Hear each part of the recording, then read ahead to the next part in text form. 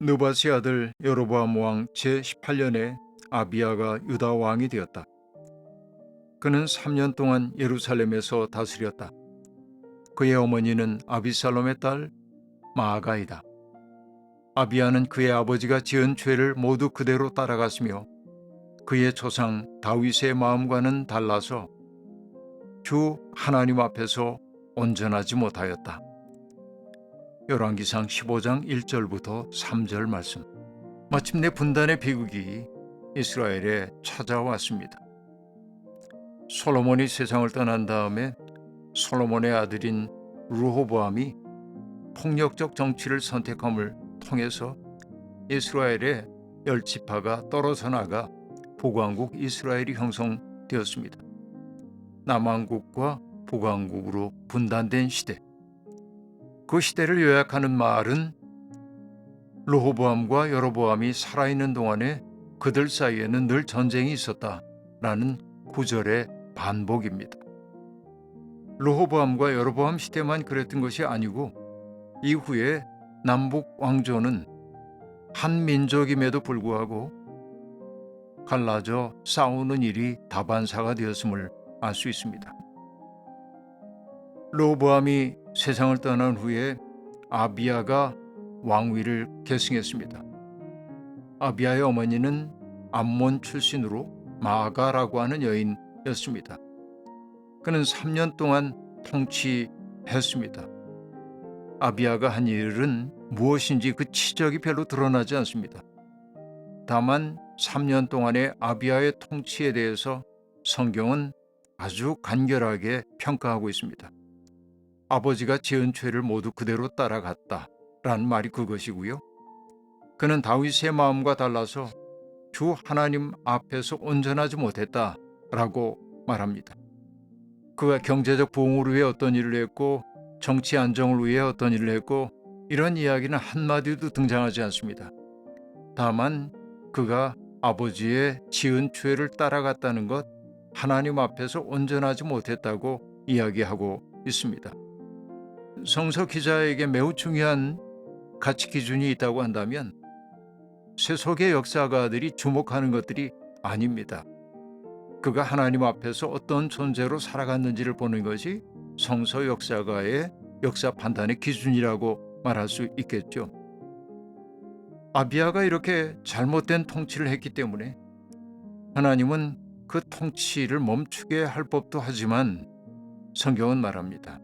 주님은 다윗을 생각하셔서 예루살렘의 등불을 끄지 않으셨다라고 말합니다. 나단 선지자를 통해서 다윗에게 주셨던 언약, 너와 내 후손들의 왕위가 끊어지지 않겠다고 하셨던 그 다윗과의 약속을 기억하셔서 예루살렘의 등불을 끄지 않았다고 성경은 이야기하고 있습니다. 그러나 이 예루살렘의 등불이라는 게 얼마나 꺼지기 쉬운 등불인지 우리는 느낄 수 있습니다. 여기 아비야의 뒤를 이어서 아사가 왕위를 계승해서 41해 동안을 다스렸습니다. 아사의 통치에 대해서는 성서가 매우 긍정적으로 언급하고 있습니다. 그는 다윗처럼 정직하게 행했다라고 말합니다. 다윗이 바로 그들의 행위에 대한 판단의 기준이 되고 있음을 알 수 있습니다. 다윗이라고 하는 이름은 일종의 캐논이 되어가지고 사람들의 삶을 측량하는 기준점이 되고 있다는 말씀입니다. 아사가 긍정적인 평가를 받았던 까닭 가운데 하나는 성전의 남창들을 몰아내고 모든 우상들을 없앴다는 데 있습니다.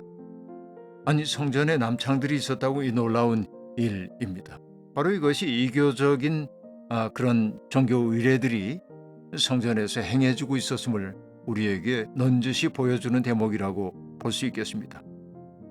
그런데 이 아사가 했던 일 가운데 하나는 아세라를 섬겼던 할머니를 대비의 자리에서 물러나게 한 후에 할머니가 그렇게도 애지중지하던 우상을 다 잘라내고 기드론 시냇가에서 불살라 버렸다고 말하고 있습니다.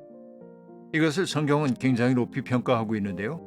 그래서 주님을 사모하는 아사의 마음은 평생 한결같았다, 이렇게 말하므로 그의 통치를 아주 긍정적으로 그려내고 있습니다.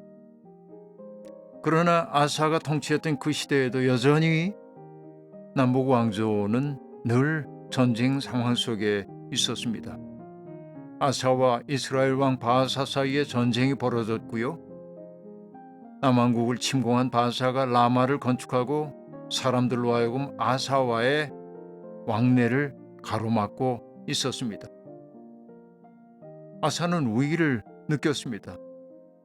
이렇게 다른 나라와 교역이 막히게 되면 나라의 국간이 빌 것을 염려했기 때문에 아사는 부득이하게 성전의 창고에 있던, 그리고 왕실 창고에 남아있던 모든 금과 은을 모아서 시리아 왕 벤 하닷에게 보내면서 동맹을 맺어달라 청합니다.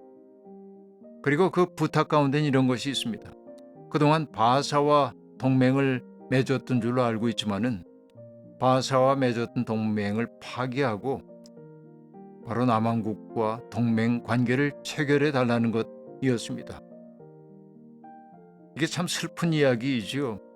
민족 내부의 문제에 외세를 끌어들이기 시작했다는 사실입니다. 우리가 옛말에 어부질이라고 하는 그런 고사가 있음을 알고 있죠.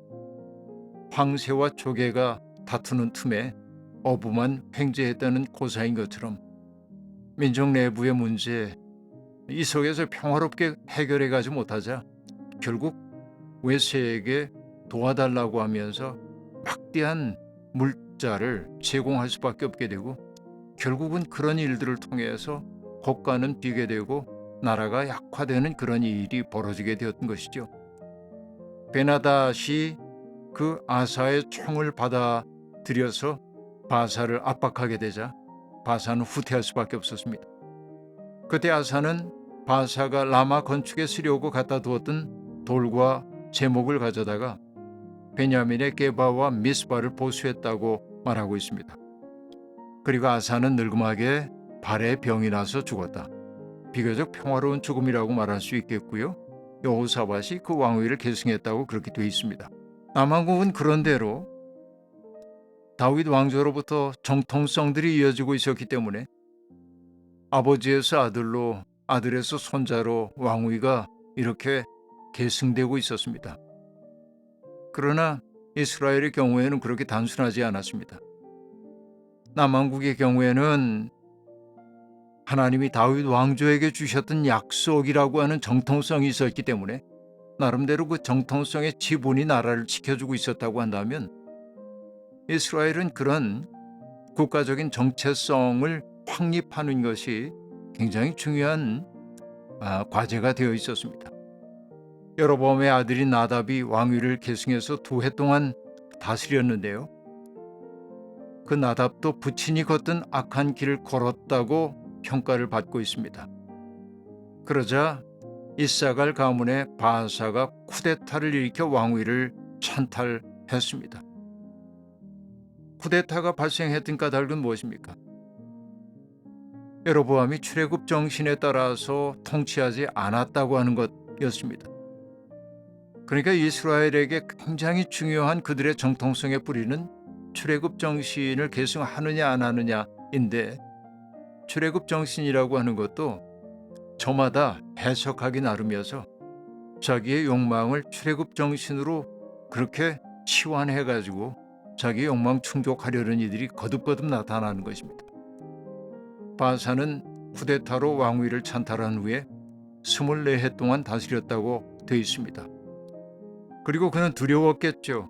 여로보암의 가족들이 또다시 반역을 일으킬지도 모른다는 우려가 있었기 때문에 여로보암 가문에 속한 모든 사람들을 전멸시켜버리고 말았습니다.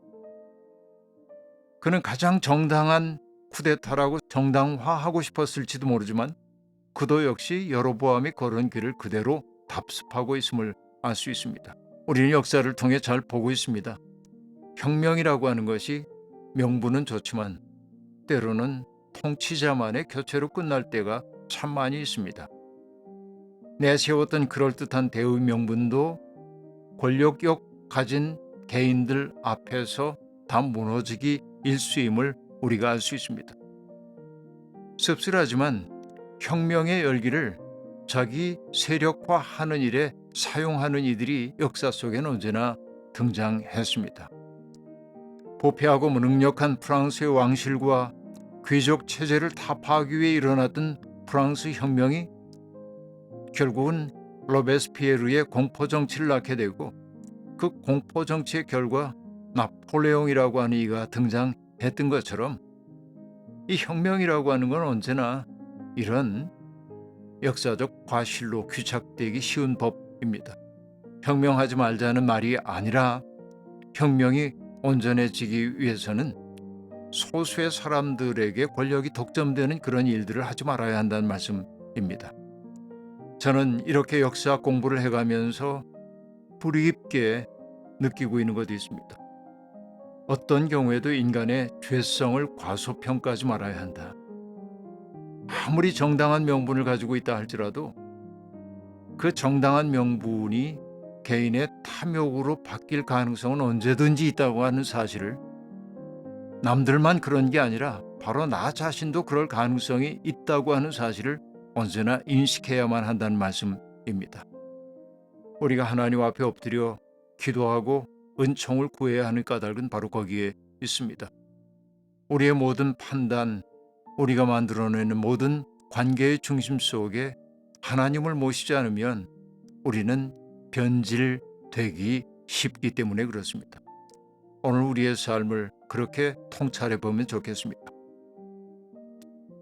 하나님, 남북으로 갈린 유다와 이스라엘의 운명이 남일처럼 여겨지지 않는 것은 지금 우리가 처한 분단 상황이 너무 아프기 때문입니다.